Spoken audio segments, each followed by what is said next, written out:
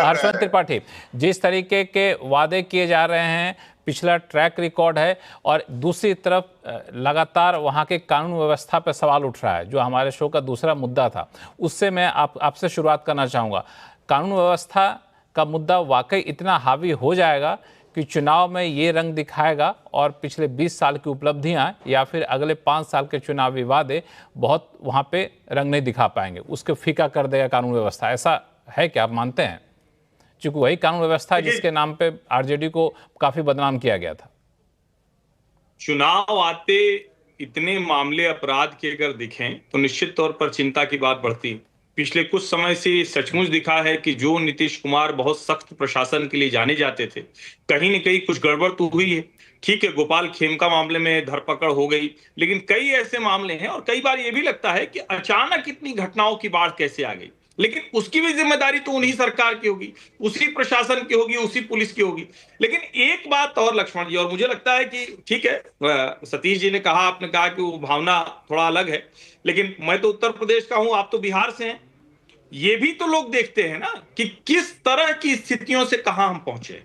और ये सच है कि बिहार में उद्योग धंधे उस तरह से नहीं लग पा रहे हैं, नया कोई बड़ा उद्योग धंधा नहीं आया। लेकिन अभी तो बजट आया था ना, तब क्या आलोचना की गई थी कि ये बिहार बजट हो गया है, पूरी तरह से बिहार का बजट हो गया है, जो केंद्र सरकार का बजट है। दो ही आलोचना थी कि एक 12 लाख रुपया टैक्स छूट दे दी क्योंकि दिल्ली का चुनाव है, और एक बिहार के नाम पर बिहार बजट कर दिया, कितने हजार करोड़ रुपए सिर्फ और सिर्फ बिहार को दे दिए। क्या रेलवे इंजन कारखाने से लेकर ढेर सारे ऐसे जो काम जो सरकार के जरिए होते हैं वो नहीं हुए? और क्या सरकार की जो बेसिक जिम्मेदारी है उन जिम्मेदारियों में बेहतरी नहीं हुई? तो इसका जवाब है हाँ हुई। क्या उससे आगे की उम्मीद थी? बिल्कुल उम्मीद थी। 20 साल से जब एक ही सरकार कंटिन्यूएशन में रहती है तो उससे और उम्मीद होती है। अगर वो नहीं होती हुई दिखती है तो उसका सवाल जरूर खड़ा होता है।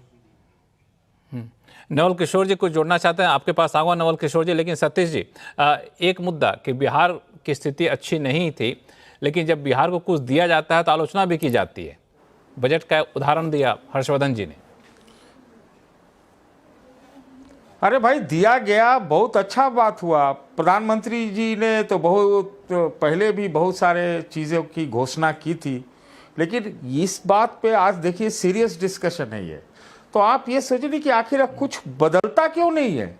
अभी कुछ लोग कह रहे थे, मैं मानता हूं कि रोड गांव में बना है, मैं मानता हूं कुछ स्कूल चले हैं, मैं भी मानता हूं बिजली रहती है, मैं भी मानता हूं कि नल कल वाला काम भी हुआ है, लेकिन इससे कुछ होने वाला है क्या? ये कोई हमारे जीवन में उन्नति कहाँ से हो रही, कहाँ से हमारे लिए रोजगार सृजन होगा? हम बहुत जोर दे के कह रहे हैं कि मेरा कोई किसी पार्टी लाठी से कोई लेना देना नहीं है। एक नए मिजाज की सरकार बिहार को चाहिए, जो आज के नए मिजाज की सरकार, पूरा जो आर्थिक नए मिजाज की एक नए मिजाज की सरकार जो नौकरी ना दे, खाली नौकरी ना, सुने ना एक लाइन, नौकरी नहीं, नौकरी नहीं, रोजगार सृजन करे। नौकरी नहीं, रोजगार सृजन करे। नवल किशोर जी 15 सेकंड में खत्म करिए, ब्रेक का समय है, ब्रेक पे जाना होगा। नवल किशोर जी देखिए, मैं तो सिर्फ ये कहता हूं कि आज भी हर्षवर्धन जी ढकने का कोशिश कर रहे थे, लेकिन आज भी जो 3 कारखाने हैं वो लालू जी के रेल मंत्री रहते हुए दिया गया था। प्रधानमंत्री बार बार जाकर बोले मोतिहारी में कि चीनी मिल खुलेगी और यहीं से हम चाय पियेंगे, वो आज तक नहीं। अभी 18 को भी जा रहे हैं। हर्षवर्धन जी को पूछना चाहिए कि क्या 18 जुलाई को जा रहे हैं, क्या वो मोतिहारी का बंद चीनी मिल खुलेगा? तो ऐसा कहने से सिर्फ काम नहीं चलेगा। 20 साल में अगर कानून व्यवस्था ठीक थी तो निवेश क्यों नहीं हुए, जीरो निवेश क्यों हुए? ये सवाल है, महत्वपूर्ण सवाल है। नौकरियां हम नहीं करें कि नौकरियां हैं, रोजगार भी चाहिए, लेकिन जो रिक्तियों को इन्होंने रोक के रखा था 20 साल में, और मात्र 17 महीने में तेजस्वी जी कैसे दे पाए? अगर ये सरकार देना चाहिए जिसकी हिमायती है हर्षवर्धन जी, उन्होंने 10 लाख नौकरी रोक कर क्यों रखा? सवाल यहाँ पे आता है कि आप करते कुछ और है, करते कुछ और। हर्षवर्धन जी कुछ कमेंट करना आपको, चूंकि आपका नाम इन्होंने बार बार लिया है। हर्षवर्धन जी नहीं, देखिए जल्दी से, देखिए ये जो कह रहे हैं नवल जी, मैं तो कहता हूं अच्छा है कि इसी पर चर्चा करें।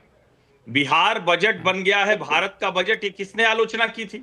और अभी भी प्रधानमंत्री नरेंद्र मोदी 18 को जा रहे हैं, तो 7,000 करोड़ की जो योजनाएं हैं, अब आप हमारे बीच में बोलने लगे नवल जी, बड़ी खराब आदत है। मैं तो शांति से सुनता हूँ, आप क्यों परेशान हो जाते हैं? अब जब नरेंद्र मोदी 18 तारीख को जा रहे हैं तो जिन योजनाओं नहीं देखिए, मैं झूठ तो किसी बात पे बोलता नहीं है, आप लोगों का काम है।